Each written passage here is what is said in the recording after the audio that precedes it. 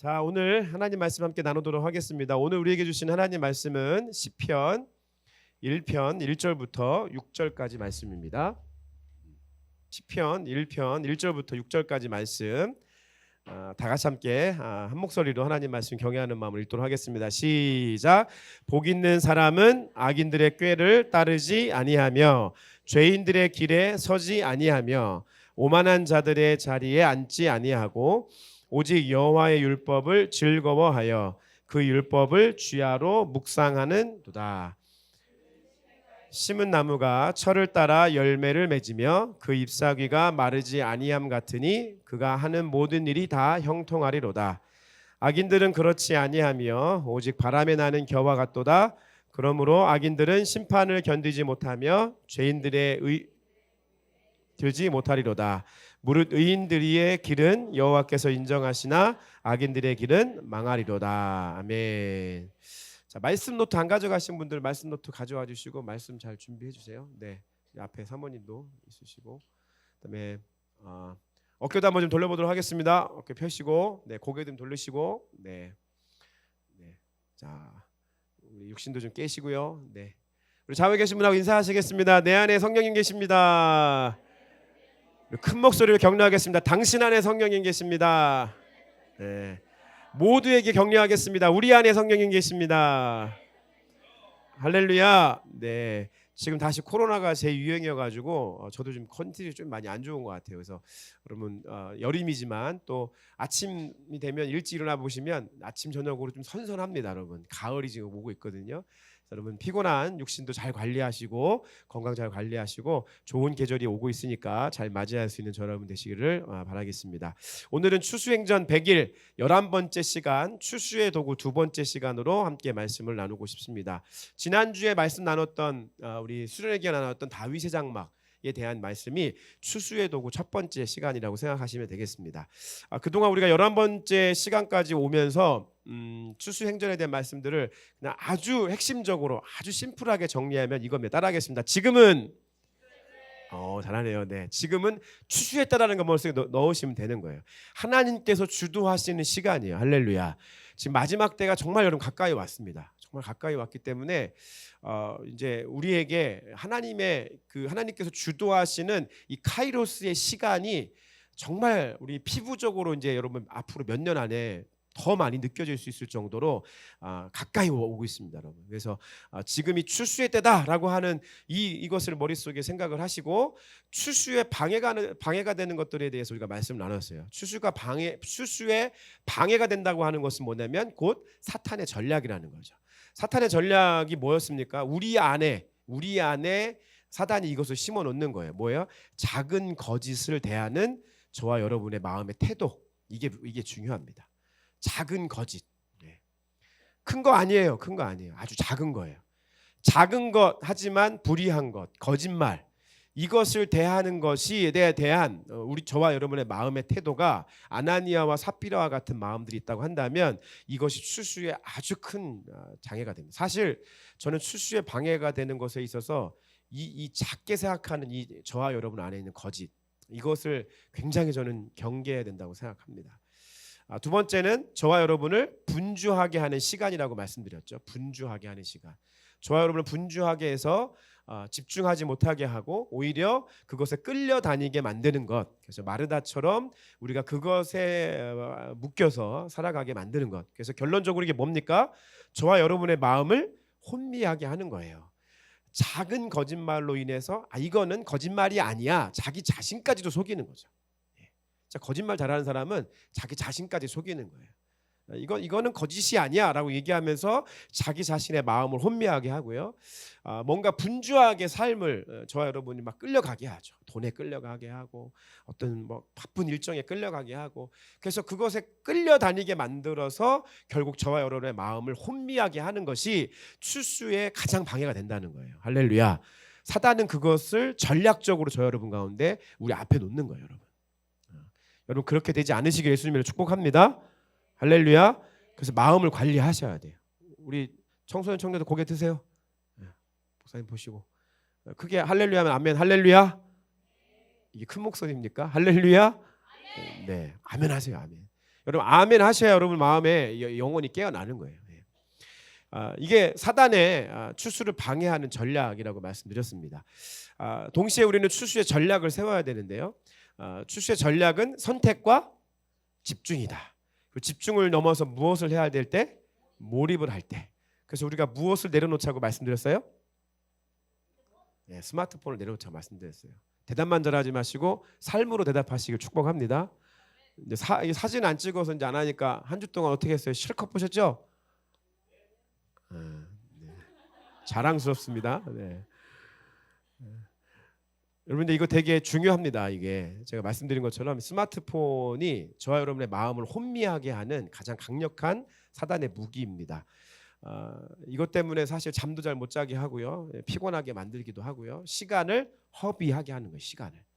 궁극적으로 사단은 우리의 마음이 혼미하게 해서 핸드폰 하나 붙잡고 2시간 3시간 후딱 가잖아요. 잠잘 시간에 잠 못 자잖아요. 말씀 묵상해야 될 시간에 말씀 묵상 못 하잖아요. 중요하게 가족들과 교제해야 될 시간에 교제 못 하잖아요. 대화해야 될 때 대화 못 하잖아요. 다 시간을 허비하게 하는 거예요. 결국 사단은 저와 여러분의 마음을 혼미하게 해서 시간을 허비하게 하는 거예요. 그래서 시간을 허비하게 해서 우리가 추수할 때 아주 엄격한 법칙이 있다고 했잖아요. 심은 대로 거두고 심는 대로 거두는 이 엄격한 법칙이 있는데 심지 못하게 하는 거예요. 왜? 시간이 없으니까.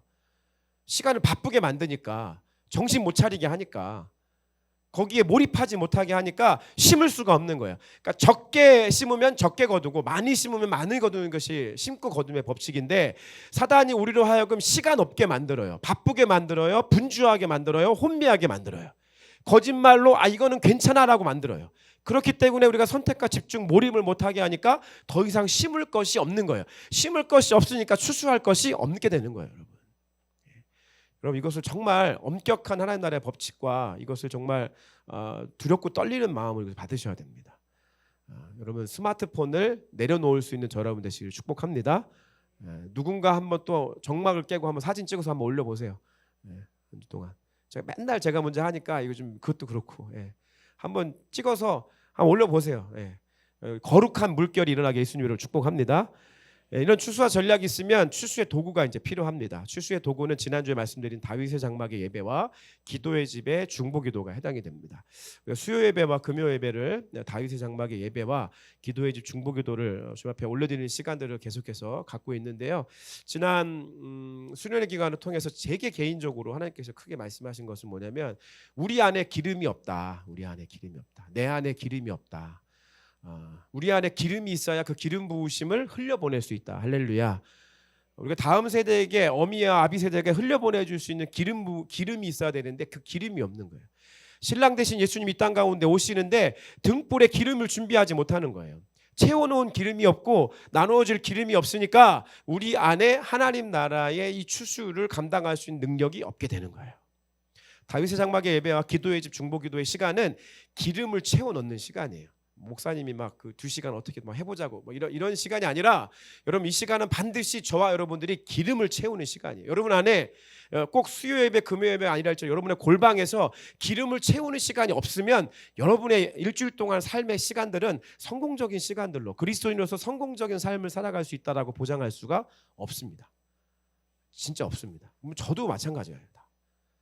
여러분 기름을 채워넣는 시간이 없는데 어떻게 우리가 세상에서 부르심 받은 곳에서 어떻게 주의 등불을 들 수가 있겠습니까? 기름을 채워넣는 시간이 반드시 필요합니다.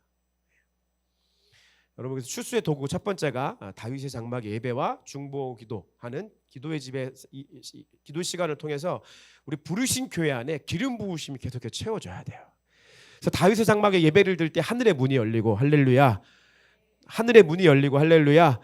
기도의 집의 중보기도 사역을 통해서 이 땅 가운데 구석구석 곳곳마다 하나님께서 세워놓으신 추수의 전략에 의해서 우리가 그것들을 추수할 수 있는 시간들이 되셔야 됩니다. 할렐루야. 그래서 이 두 가지가 반드시 필요하고요. 다시 말씀드리면 이것은 기름을 채워넣는 시간이에요. 우리 홍대 부르심 교회라고 하는 등불에 기름을 채워넣는 시간이고요. 저와 여러분에게 주신 그 등불 안에 기름을 채워넣는 시간입니다. 오늘은 두 번째 추수의 도구, 실전 편입니다. 마찬가지로 두 번째 추수의 도구에 대한 말씀을 나누고 싶고요. 굉장히 심플합니다. 그리고 하지만 굉장히 중요합니다. 이 세상에 진리 있는 가장 심플한 거 아시죠? 가장 심플한데 가장 중요한 것입니다. 성경에 보면 신약에 지상 명령이 있습니다. 신약 성경에서 지상 명령. 예수님께서 신약 성경을 통해서 신약 성경 말씀에 기록되어져 있는 예수님 말씀 중에 주님이 명령하신 지상 명령이 있어요. 제자 삼으라고 하는 명령이에요. 그런데 무엇을 제자 삼으라고 말씀하셨냐면 열방을 제자 삼으라고 말씀하셨습니다. 마태복음 28장 19절 20절 시작. 그러므로 너희는 아버지와 아들과 성령의 이름으로 세례를 베풀고 내가 너희에게 분부한 모든 것을 가르쳐 지키게 하라. 볼지어다 내가 세상 끝날까지 너희와 항상 함께 있으리라 하시니라. 아멘. 가서 제자 삼으라고 하는, 특히 이 열방 모든 all nations, every nation, all nations를 제자 삼으라고 하는 이 명령이 우리를 뜨겁게 합니다. 할렐루야. 가슴 뜨겁게 하죠. 그래서 한국 민족은 다른 거 없어도 이거 민족 복음화 할렐루야, 뭐 열방을 선교하는 이거 하면 막 우리 뜨겁잖아요. 뭐 개척교회, 우리 같이 삼각교회에서도 막 어떻게 되면 틈만 나면 선교하려고 할렐루야. 너무 좋은 거예요. 주님의 지상 명령이에요. 열방을 제자 삼으라고 하는 지상 명령. 특히 우리 한민족의 어떤 데스티네이션은 정말 주님께서 우리에게 주신 이 사명 중에 이 열방을 제자 삼는 어떤 사명이 저는 분명히 있다고 생각하고, 이것을 위해서 정말 끊임없이 정말 큰 교회는 큰 교회대로, 작은 교회는 작은 교회대로 각자 주어진 능력 안에서 열심히 우리는 열방을 제자 삼으려고 지금도 최선을 다하고 있습니다. 할렐루야. 그러한 최선을 다하는 노력이 저와 여러분 안에 있기를 다시 한번 예수님을 축복합니다. 그런데 중요한 건 뭐냐면요, 우리가 신약의 지상명령은 기억하는데 구약의 지상명령을 기억하지 못하는 때가 많아요.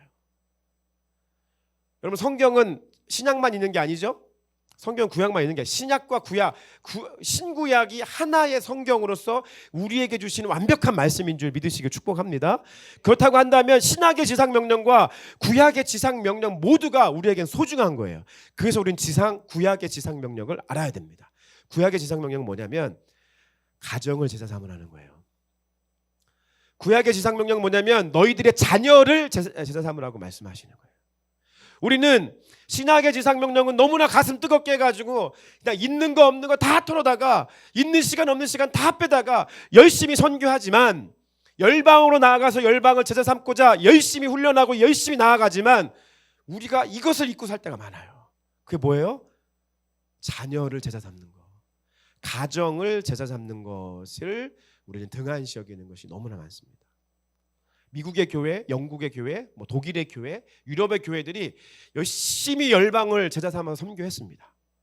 그것이 오늘날까지 저와 여러분에게 복음이 왔고요, 끊임없이 복음이 증거되어지는 그 한 중요한 기둥의 역할들을 감당했던 서구권들의 교회들이 신약의 지상명령을 받아 젊은이들이 막 뜨거운 이 가슴을 가지고 정말 죽음을 불사하고 나아가서 복음을, 열방을 제자 삼았습니다.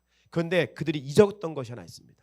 간과했던 것이 있습니다. 그 뭐냐면 가정과 자녀들을 제자 삼는 거였습니다. 그것이 안 됐어요. 서구권에 있는 가정들이 지금 다 무너져 있잖아요. 엄청나게 무너져요. 가정이 무너지니까 교회가 무너지는 거예요. 왜요? 교회의 본질이 뭡니까? 교회의 본질은 가정이에요, 여러분. 교회의 본질이 가정인데 그 가정이라고 하는 것을 사단이 너무 잘 알기 때문에 하나님이 명확하게 디자인하신 시스템, 조직은 가정밖에 없어요. 그 가정이 모여서 교회가 되는 거예요. 근데 교회가 열방을 제자 삼으라고 하는 지상명령에 대해서는 귀를 기울이지만 가정과 자녀를 제자 삼으라고 하는 이 지상명령에 대해서는 우리가 그동안 잘 귀를 기울이지 않았어요. 사실 제가 오늘 설교를 준비하게 된 또 이런 인사이트를 받은 것은, 오늘 설교의 인사이트를 받은 건 지난주에 우리를 알아가는 시간 발표할 때 차권사님의 발표를 제가 듣고 사실 제 안에 울림이 있었어요. 이분 안에 있는 자녀들과 가정과 자녀들과 함께 하나님 나라를 위해서 헌신하고 특별히 선교하고 싶은 정말 간절한 그 눈물 나는 열망이 있는데 그것이 되지 않는 것에 대한 답답함을 제가 주님의 마음으로 제가 받았어요. 저도 속으로 많이 울었습니다. 그런데 제가 차권사님 옛날에 간증을 이제 큐티 나눔하시는 분들의 그 속에서 얘기를 들었었는데 차권사님 안에 신약의 지상명령은 충만하신데 할렐루야. 구약의 지상명령이 그동안 좀 적었죠? 상대적으로. 권사님의 고백이셨어요. 근데 사실 그게 권사님만의 고백이 아니에요. 저의 고백이고 우리의 고백이어야 돼요. 사실 우리가 다 그래요. 주님, 이번에 제가 필리핀에 단기 선교 갑니다. 주님, 이번에 제가 중국으로 단기 선교 갑니다. 일본으로 갑니다. 어디를 갑니다. 제가 선교 헌금을 얼마를 합니다. 주님, 제가 최선을 다해서 열방을 향해서 기도합니다. 제가 다 할 테니까 제 자녀는 주님께 책임져 주세요. 이게 그동안 우리의 기도였다고요. 우리의 기도. 제가 열심히 교회 가서 기도하고 섬길게요. 제 남편, 제 자녀, 제 아내 다 책임져 주세요 라고 얘기했던 것이 우리의 기도였다고. 우리들의 기도. 근데 성경은 전혀 그렇게 말씀하고 있지 않다는 거예요. 그게 아니라고 말씀하는 거예요. 신명기 6장 4절부터 9절입니다. 시작. 이스라엘아 들으라. 우리 하나님 여호와는 오직 유일한 여호와시니 너는 마음을 다하고 뜻을 다하고 힘을 다하여 내 하나님 여호와를 사랑하라. 오늘 내가 내게 명하는 이 말씀을 너는 마음에 새기고 내 자녀에게 부지런히 가르치며 집에 앉았을 때이든지 길을 갈 때이든지 누워 있을 때이든지 일어날 때이든지 이 말씀을 강론할 것이며 너는 또 그것을 내 손목에 매어 기호를 삼으며 내 미간에 붙여 표로 삼고 또 내 집 문설주와 밭간문에 기록할지니라. 아멘. 이게 구약의 지상명령이에요. 네, 죄송한데 저희 가정을 포함해서 지금 이 말씀에 직접적으로 현재 여기에서 해당되는 건 왕집사님네 가정, 저희 집, 박현미 집사님 가정밖에 없어요. 여러분, 애들이 20살 넘어가면 끝납니다. 이건 사실 그 시기를 다 놓쳐버린 거예요. 이제 감당이 안 됩니다. 사실 우리가 이러한 교육에 가장 중요하게 또 귀 기울이는 교육 중에 하나가 유대인들의 교육이죠. 유대인들의 교육을 뭐 어른들, 저도 책을 우리 희명이 이제 어렸을 때 어떻게 교육하나 해서 책도 몇 권 읽어봤습니다. 유대인의 교육법 해가지고. 근데 우리가 다 유대인 교육법 부모님들이라면 한 번쯤 다 관심 갖죠? 왜 관심 갖습니까? 공부 잘해서 서울대 가게 하고 싶어가지고. 공부 잘해가지고 유대인 교육법들을 하면 애들이 똑똑해진다니까. 어떻게 교육하면 되는지에서 똑똑해진다니까 교육시켜가지고 공부 잘해서 성공하게 하려고 하는 게 사실 대한민국 안에 있는 크리스찬 부모님들의 대부분의 마음 아닙니까? 그래서 유대인들의 교육법에 귀 기울이는 거잖아요. 근데 잘못 생각하고 있는 거예요. 유대인들의 다음 세대 교육 방법은 애들을 어떻게 똑똑하게 해서 명문대학교를 보낼까, 이거에 대한 관점이 없다고요. 유대인들 다음 세대 교육법은 잠언 9장 10절 읽어보겠습니다. 시작. 여호와를 경외하는 것이 지혜의 근본이요 거룩하신 자를 아는 것이 명철이니라. 여호와를 경외하는 것이 지혜의 근본이에요. 그러니까 자녀들을 양육하는 것에 있어서 가장 유대인들이 중요하게 생각하는 건 하나님을 두려워하게 하는 거예요. 하나님을 경외하게 하는 거라고요. 주일날 교회 가서 예배 드리는 것이 얼마나 중요한 건지에 대해서 가르치는 거예요.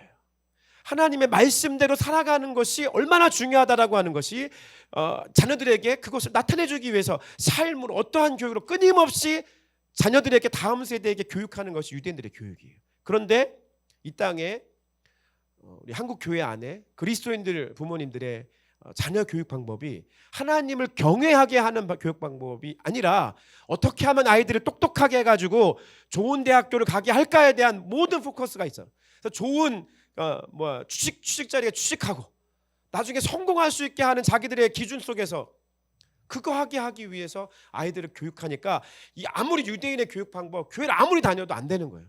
여러분, 초등학교 때는 아무것도 모르니까 자리에 있죠. 중학교 때 되면 애들 말 안 해요. 뭐라고 얘기해도 그냥 말 안 하고 꿀먹으면 가만히 있습니다. 저도 우리 희명이 얘기하면 말 안 하고 가만히 있습니다. 대답도 안 해요. 그리고 고등학교 때 가면 생각 다 합니다. 그리고 20대 되면 어떻게 합니까? 교회를 떠나는 거예요. 교회를 다녀도 자기 마음대로 다니는 거예요.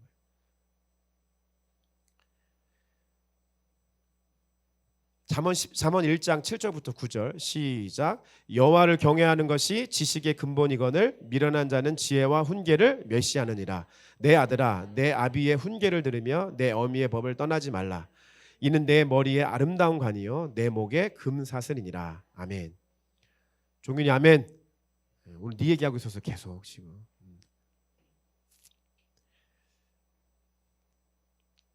구약의 지상명령, 자녀를 제사 삼으라, 가정을 제사 삼으라고 하는 이 말씀을 오늘 홍대 부르심교회와 한국교회는 두렵고 떨리는 마음으로 가져야 됩니다.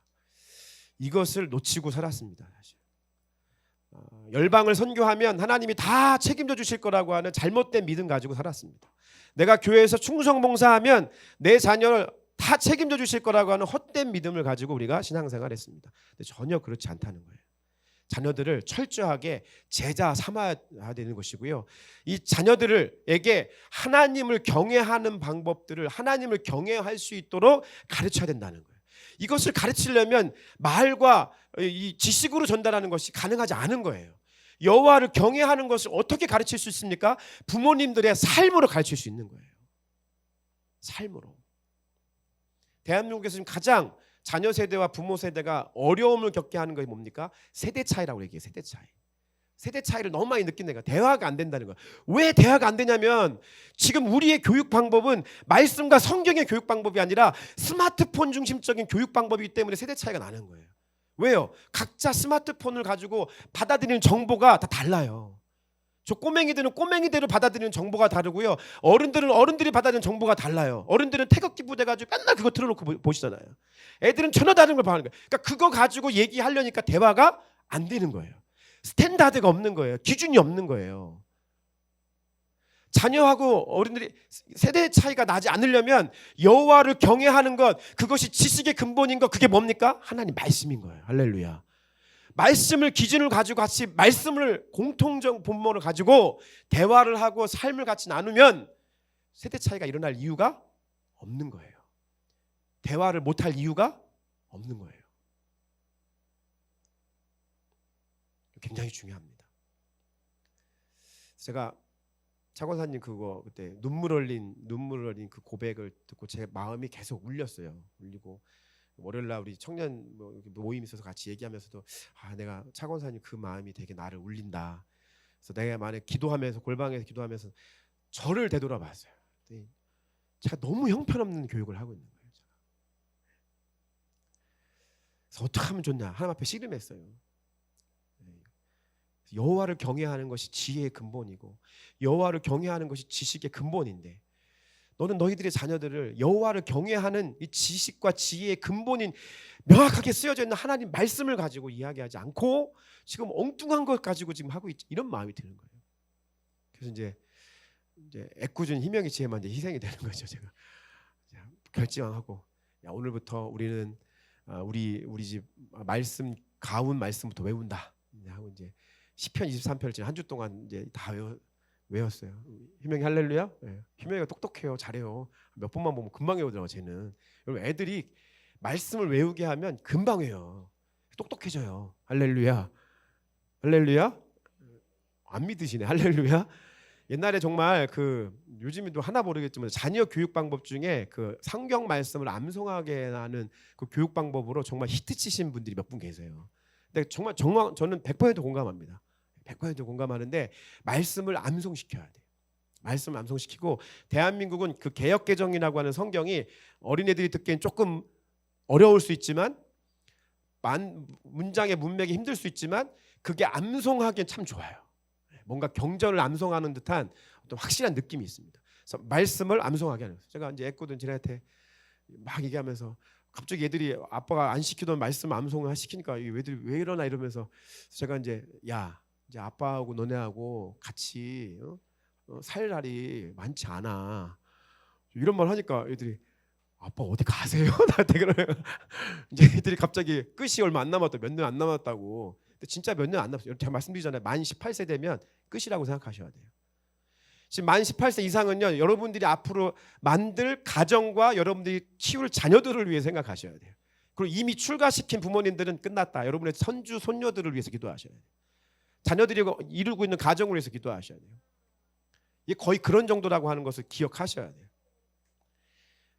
이제 제가 그렇게 따져보니까 희명이하고 지혜하고 할 수 앞으로 3년 정도밖에 시간 없어요. 3년. 제가 3년 생각하니까 그러니까 유대인들이 실제적으로 만 18세 되면 끝나요. 만 18세 되면 너 이제 나가라. 이제 집에 나가서 18세 동안 하나님 말씀으로 여호와를 경외하는 방법들을 가지고 교육시키고 나서 만 18세가 되면 이제 네가 너의 삶을 살아라 가르쳐 주는 거예요. 그거 붙잡고 살아가라. 얘기하는 거죠.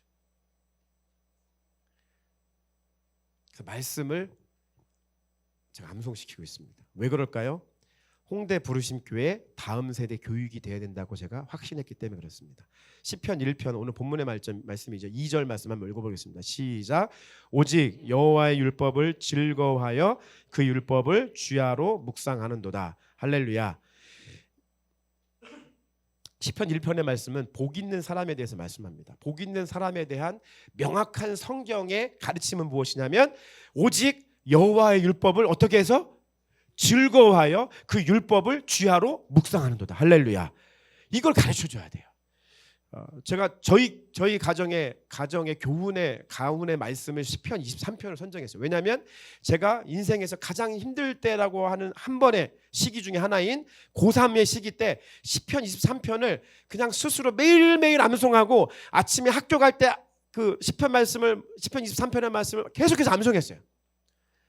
여호와는 나의 목자시니. 얼마나 힘들 때요. 고3 때. 우리 때 고3 때 얼마나 힘들어요. 새벽부터 가고 밤늦게 돌아올 때. 여호와는 나의 목자시니 시작해서 내가 사망의 음침한 골짜기를 다닐지라도 해를 두려워하지 않을 것은 주께서 나와 함께 하심이라. 할렐루야. 주의 지팡이와 막대기가 나를 안위하시나이다.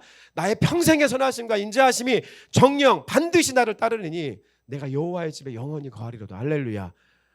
그 말씀에서 내가 목사가 됐나 모르겠는데 제 안에 삶의 어려운 시기에 하나님의 말씀을 붙잡고 여호와의 말씀을 경외하는 마음으로 그것을 이겨냈던 삶의 경험들이 있는 거예요. 할렐루야. 근데 내가 그것을 물려주지 않으면 얘네들이 그 나이 때 혹은 더 어려운 삶의 순간이 왔을 때 무엇을 붙잡고 살 수 있냐 이거예요. 무엇을 붙잡고. 우리가 해야 될 것은 여호와를 경외할 수 있도록 이 사람들이 복 있는 사람들이 될 수 있도록 다음 세대에게 하나님의 말씀을 심겨 주는 거예요.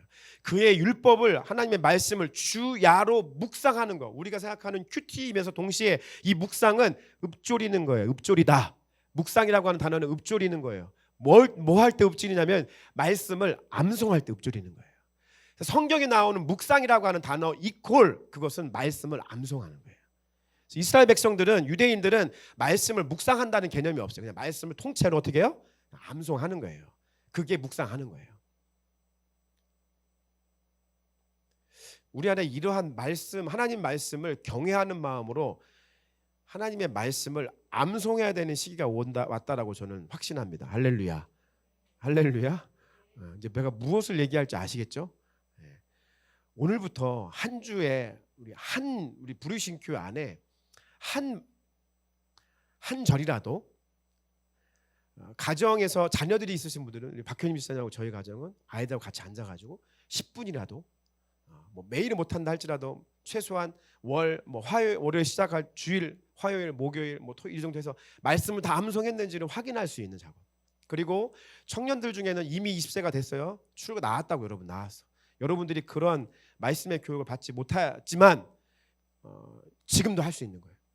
예를 들어서 현아 혼자 살죠. 누구지 우리 우리 아연 선생님 혼자 살죠. 그러니까 청년들은 청년들대로 이 말씀을 서로 암송할 수 있는 네트워킹을 만드시기 축복합니다. 서로 확인하세요. 확인. 말씀을 확인하는 거예요. 어떻게 해서든지 우리가 여호와의 말씀을 경외하는 마음을 가지고 말씀 암송하는. 이번 주 우리 부르신 교회 암송 말씀은 어디가 해당될까요? 아니요. 저 사실은 신명기 말씀을 선정했어요. 신명기 6장에 있는 이 말씀을 가지고 우리가 함께 신명기 6장 4절부터 9절 4, 5, 6, 7, 8, 9 짧지 않죠? 6절의 말씀이지만 또 보면 또 길지 않아요. 이게 구약의 지상명령이라니까요. 구약의 지상명령. 구약의 지상명령을 기억하고 같이 외우는 거예요. 오미랑 집사님 이번 주에 우리 주한이 주화하고 신명기 말씀 외우는 거예요. 네. 이 말씀 1절, 4절 5절 말씀까지만 해도 무조건 외우셔야 돼요. 너는 마음을 다하고 뜻을 다하고 힘을 다하여 내 하나님 여호와를 사랑하까지는 자녀들은 다 외워야 돼. 최소한. 종윤이 윤서는 어디까지 외워야 될까요? 현미 집사님? 다 외워야 되는데 다 외우는 거야. 그래서 한 명도 빠짐없이 이 말씀을 붙잡고 암송하시는 거예요. 그리고 주일날 되면 제가 확인할 거예요. 김소연 집사님 일어나 보세요 하고 이제 암송을 시키는. 그날 말씀 안 해왔으면 이제 두렵고 떨림으로 오는 거예요 교회. 그 말씀 암송했다. 그래서 제가 1달란트, 달란트 주. 나중에 떡볶이 사 먹을 수 있도록 달란트 줄게 달란트. 홍대 부르심교회 다음 세대 교육은 오직 따라하겠습니다. 오직 여호와의 율법을 즐거워하여 그의 율법을 주야로 묵상하는 자로다. 말씀으로 이 아이들이 암송하고, 지금 암송하면 평생 갑니다. 평생. 나이 들어서 암송하시면 힘드시잖아요. 이제 우리 집사님 권사님들은 치매 예방을 위해서 하셔야 돼요. 이제 치매 예방을 위해서 하시는 거고, 우리 자녀들은 평생 이들의 마음의 돌밭에 이 돌 위에 새겨질 수 있도록 새겨 넣으셔야 돼요. 지금 다 암송 시켜야 돼. 암송. 지금 벌써 외우는 거야? 다음 주에 오실 때 신명기 6장 4절부터 9절 말씀을 제가 이제 넣을 거예요. 화목한 날, 내가 이제 이 제목을 써봤어요. 이름을 나름대로. 이게 이제 시편 1편 말씀에 시작됐으니까 시냇가에 심은 행복한 나무의 시간을 가지게 할 거예요. 그래서 화목한 날, 화요일, 목요일은 무조건 여러분 이것을 암송하는 날로 저녁 시간에는 10분 이상씩을 할애하시고, 그 외의 시간들도 더 많이 할애해서 가지고 우리가 말씀을 암송함으로 우리의 다음 세대에게 하나님의 말씀을 전해줄 수 있는 우리 모두가 되기를 간절히 소망합니다. 할렐루야. 제가 이승만 대통령이 쓴 독립정신이라고 하는 책을 읽고 있다고 말씀드렸어요. 나라를 잃지도 않았는데 러일 전쟁이 일어나고 있는 모습들을 보면서 이제 곧 나라가 패망하겠구나 생각했습니다. 그리고 감옥에서 단 한 번도 전 세계가 어떻게 돌아가는지 알지도 못하는 이분에게 하나님께서는 하늘의 문을 여셨다고 생각합니다. 그리고 이 백성이 살아갈 수 있는 유일한, 또 이 백성이 살 수 있는 유일한 길은 뭐냐면 독립하는 정신, 독립 정신을 심어주는 것이 가장 중요하다라고 이승만 대통령이 생각을 한 거예요. 위대하다고 저는 생각합니다, 여러분. 우리가 역사적으로 판단을 막 달리하고 어렵게 하는 거 있지만 전 대단하다고 생각합니다. 우리가 지금 이 여름철에 에너지 걱정 많이 안 하잖아요, 우리나라. 그죠? 지금 러시아 우크라이나 전쟁 때문에 유럽은 난리가 났잖아요. 왜요? 러시아 그 천연가스 밸브를 막 러시아가 다 잠그잖아요. 그래서 지금 막 그 가스 비용이 6배, 7배씩 올랐다잖아요. 전기 비용 올라가고. 그래서 지금 유럽 가면 날도 더운데 지금 에어컨도 잘 못 틀고 추울 때 난방도 못 한다는 거예요. 근데 우리나라 어때요, 여러분? 한전에서 막 열심히 막고도 있고 하고 여러 가지 있지만, 기본적으로 우리가 막 예를 들어서 여러분 6배 올랐다는 게 감이 안 오지만 한 달에 전기세가 20만 원 나오던 전기세가 6배 오르면 얼마예요? 120만 원이에요. 여러분의 가정에 10만 원 나오던 전기세가 6배 오르면 60만 원이래요. 60만 원. 지금 유럽은 그렇다니까, 유럽은.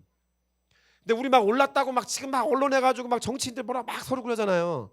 그런데 우리 살만해요, 안 살만해요? 살만해요. 우리나라가 왜 살만한 줄 아세요? 전기가? 뭐가 있어서? 우리 원자력 발전이 있어서 그런 게 가능한 거예요. 원자력 발전. 여러분 원자력 발전을 언제부터 연구한 줄 아십니까? 이게? 놀래도 놀자인데 70년 전에 이승만 대통령부터 원자력을 연구하셨어요, 이분이. 왜냐하면 가만히 보니까 전쟁이 일어나고 난 다음에 6.25 전쟁 끝나고 난 다음에 가만히 보니까 세상에 새로운 이 에너지가 어디로 흘러갈까 보니까 원자력인 거야. 원자력. 그래서 그때부터 나라의 아주 똑똑한 사람들은 다 어디 보내? 미국으로 유학 보내서 뭐 연구하라고? 원자력 발전 연구하라고. 그래서 우리나라가 전 세계적으로 이 원자력 기술이 최고입니다. 자꾸 이거 없앤다고 난리쳐가지고. 이게 아니에요, 여러분. 이게 누구 때부터? 이승만 대통령 때. 천재입니다, 천재. 제가 생각할 때 하나님 이건 계시가 있는 것 같아요, 계시가. 이 건국의 아버지들이 정말 하나님 말씀 위에, 대한민국 여러분 하나님 말씀 위에 세워진 나라예요. 건국의 아버지들이 하나님 말씀 위에 세운 나라예요. 그 유업을 우리가 지금 먹고 사는 거예요. 그때 이승만 대통령이 이 나라가 살 길은 이 백성들에게 독립 정신을 심어주어야만이 이 백성이 나중에 굴하지 않고 살 수 있다. 그래서 여러분 전 세계 유례 없는 독립 운동을 벌인 나라가 우리나라 아닙니까? 독립정신, 지금도 우리는 독립정신 가지고 살고 있지 않습니까, 여러분? 그게 이분들 건국의 아버지들이 심어놓은 독립정신을 통해서 나라 잃은 자들이 어떻게 살아가야 될지에 대해서 가르쳐줬기 때문에 살아가고 있는 거예요. 그렇다고 한다면 이 마지막 세대를 살아가는 저와 여러분들, 사단이 정말 전략과 우리를 혼미하게 해서 어떻게 하면 가정 파괴해가지고 부모님들 갈등 일어나게 하고 이혼하게 하고 어렵게 만들어서 자녀들 다 상처받게 하고 쓴뿌리 나게 해서 걔들이 20대만 되고 30대 되면 또 다른 쓴뿌리가 계속해서 연거푸어서 계속해서 자녀들 대대손손 가운데 그 쓴뿌리를 이어가게 만드는 게 사단의 전략 아닙니까? 이때 우리가 어떤 정신으로 살아가야 됩니까? 예수님 정신으로 살아가야 돼요. 예수님 정신으로. 말씀 정신으로 살아가야 돼요. 이 정신이 아니고서는 여러분 지금 치열한 전쟁이에요. 눈에 보이는 전쟁이 없지만 지금 정말 엄청난 치열한 전쟁을 살아가고 있어요. 이 다음 세대, 자녀 세대, 가정 안에서.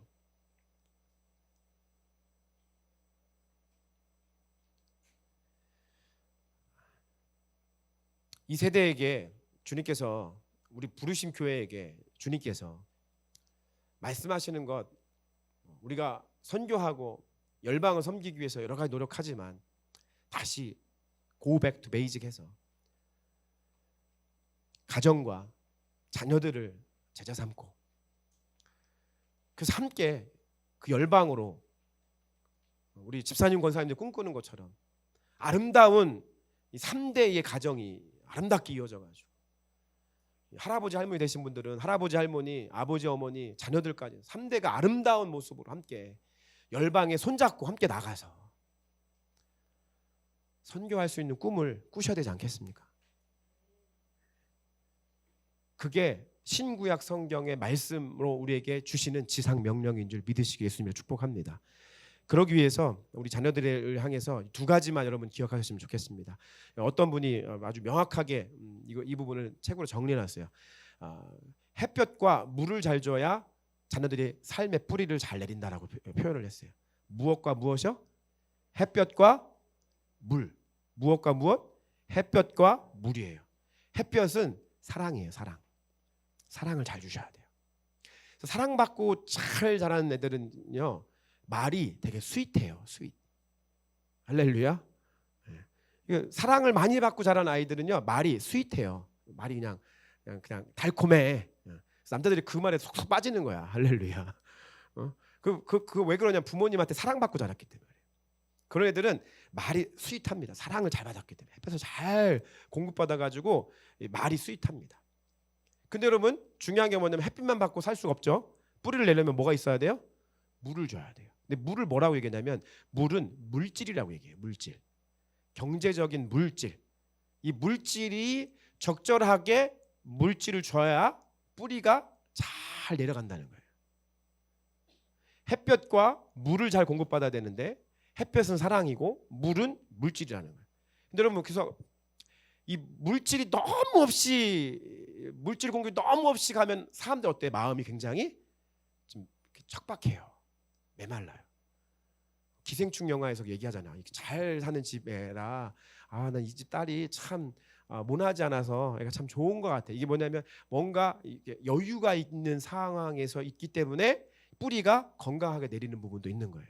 근데 우리 아버지, 어머니, 할머니, 할아버지 세대들은 다들 보릿고개를 넘어가셨고 어려워가지고 마음이 실제 사랑은 가득한데 표현이 잘 돼요? 안 돼요? 잘 안 되는 경우가 많은 거예요. 그게 뭐냐면 물질적으로 공급이 너무 부족했기 때문에 그래요. 근데 여러분 물질의 공급이 과하면 어떻게 됩니까? 뿌리가 썩는 거예요. 적절하게 뿌리가 잘 내릴 수 있도록 적절한 정도만 있어야 돼요. 그래서 돈 많은 집, 우리가 뭐 드라마나 영화 같은 데 봐서는 뭐 재벌 몇 세가 요즘에 막 너무 아름답게 그려지지만 정말 그렇습니까 여러분? 안 그렇잖아요. 걔들 물질적으로 풍요롭게 받아가고 다 어때요? 네 가지가 없잖아요. 네 가지가. 그게 뭐냐? 풍족하게 있다 보니까 이 뿌리가 온전하게 내리지 못해가지고 삶을 질탱할 수 있는 힘이 없는 거예요. 우리 옛날 분들이 막 그렇게 생각해요. 내가 우리 자식이 얼마나 귀한 자식인데 귀하니까 손에 물 안 묻히고 살게 해줘야 돼. 여러분 그렇지 않습니다. 내 자식이 귀해서 손에 물 묻히지 않고 살게 하는 게 아니라 내 자식이 귀하니까 손에 물을 묻히게 해야 되는 거예요. 할렐루야.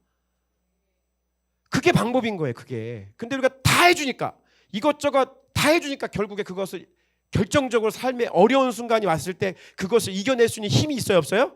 없는 거예요. 굉장히 중요합니다. 그래서 부족하게 키우셔야 돼요. 막 우리 주한 어렸을 때부터 명품 같은 거 입힐 생각도 하지 마세요. 애들 뭐 좋은 거 그냥 막 옛날 말로 치면 돌려 입히고 의도 입히고 막 이렇게 해야 돼요. 이거 해야 돼요.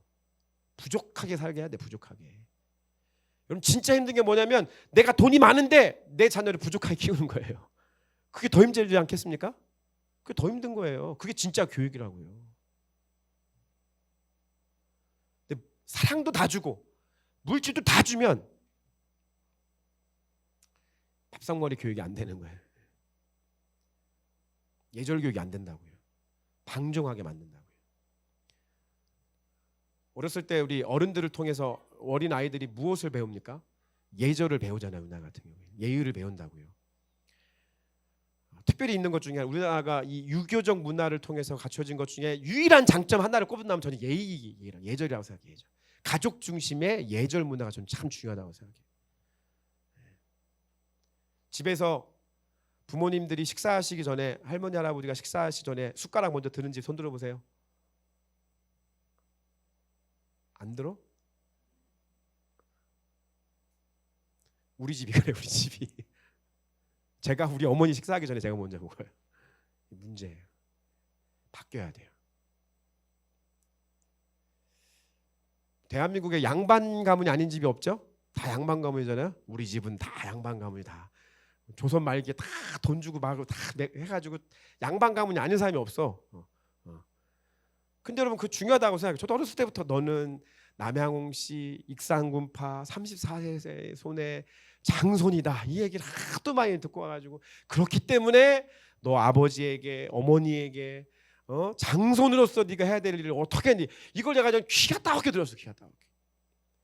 그리고 저희 어머니가 그래서 세배하기 전에 어른들한테 이제 윗마을 어른들한테 가면 집에 들어가면은 세배할 때나 오랜만에 찾아갈 때 가면은 절하는 예의를 가르쳐서 집에서 저한테 절하고 오른손과 왼손을 어떻게 해야 되고 절하고 난 다음에 뒤로 몇 발을 물어서 어떻게 앉아야 되고 이런 것들을 저도 어렸을 때 저희 어머니한테 배웠어요. 어머니한테.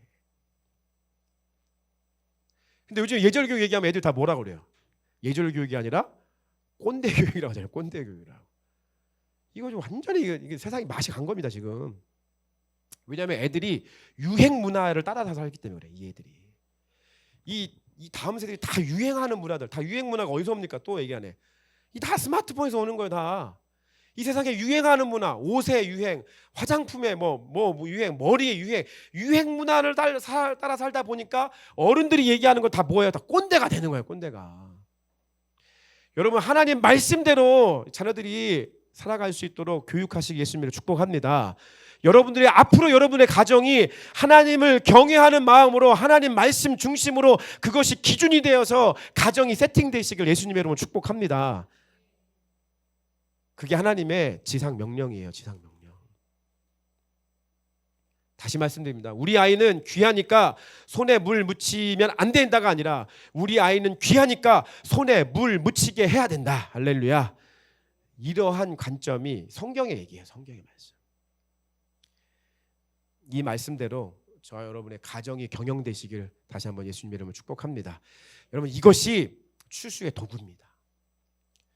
여러분 이거 없으면 추수할 수 있는 추수가 눈앞에 있어도 추수할 수 있는 게 없어요. 도구가 없으니까. 자녀 세대가 여러분 앞으로 놀라운 하나님의 부흥이 옵니다. 할렐루야. 대한민국이 지금 다음 세대가 다 무너졌지만 제가 확신하는 것은 앞으로 몇 년 안에 다음 세대 안에 큰 부흥이 옵니다. 믿으십니까? 저는 믿습니다. 확신합니다. 그 큰 부흥이 올 때 우리 부르심 교회인 이 다음 세대 애들이 추수의 도구를 들고 추수할 수 있는 사람이 돼야 되잖아요. 할렐루야.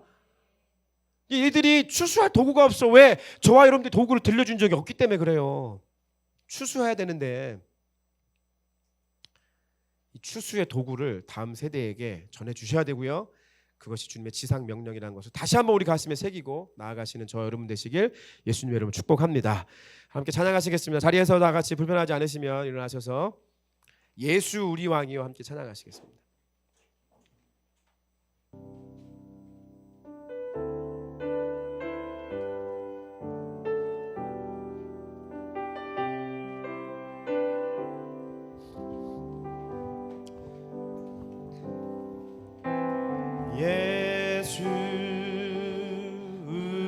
왕이여 이곳에 오소서 보좌로 주여 임하사 찬양을 받아 주소서 주님을 찬양하오니 주님을 경배하오니 왕이신 예수여 오셔서 좌정하사 다스리소서.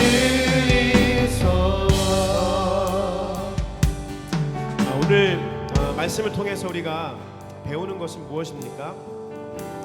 예수님이 우리의 삶의 왕이라고 하는 것을 내 삶으로 선포할 때 우리의 자녀 세대가 나의 아버지 아브라함의 하나님, 이삭의 하나님, 야곱의 하나님이신 그 하나님이 나의 부모님의 왕이셨던 것처럼 내 삶에도 왕이시구나 라고 고백할 수 있는 것입니다.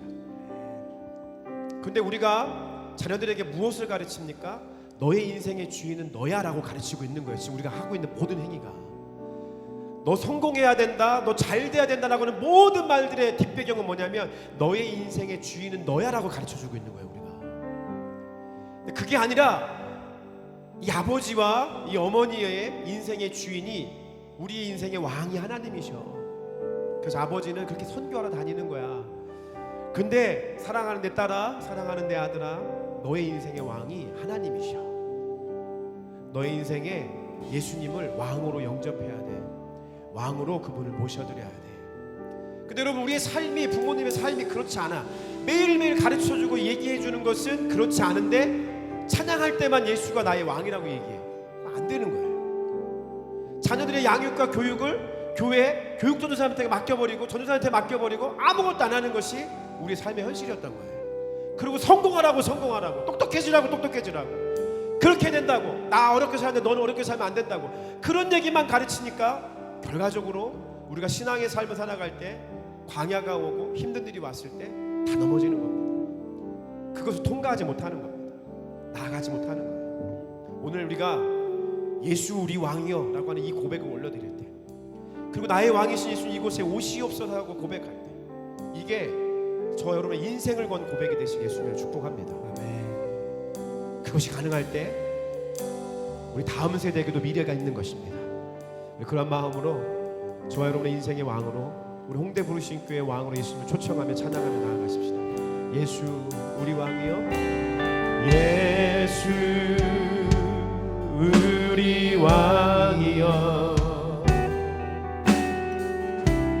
이곳에 오소서, 보좌로 주여 임하사 찬양을 받아 주소서. 주님을 찬양하오니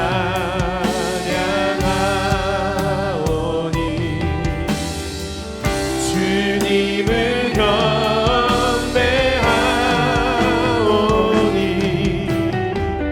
왕이신 예수여 오셔서 좌정하사 다스리소서. 저 여러분의 인생의 왕은 예수님이십니다. 예수 우리 왕이여, 예수 우리 왕이여, 홍대 부르신 그의 왕으로 좌정하시옵소서.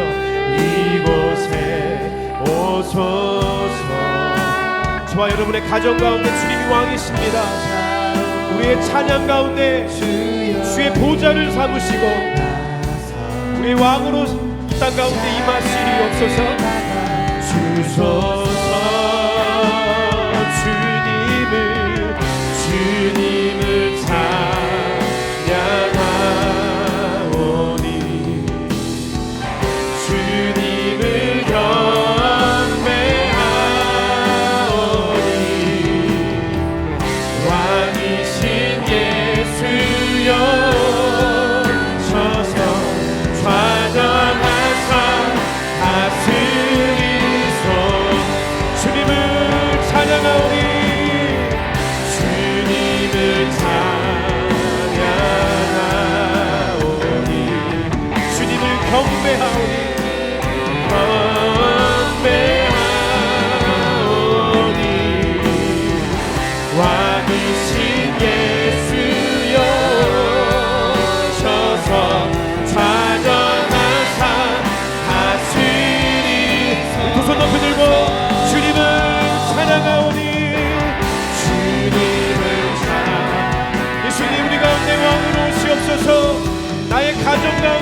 왕으로 오시옵소서.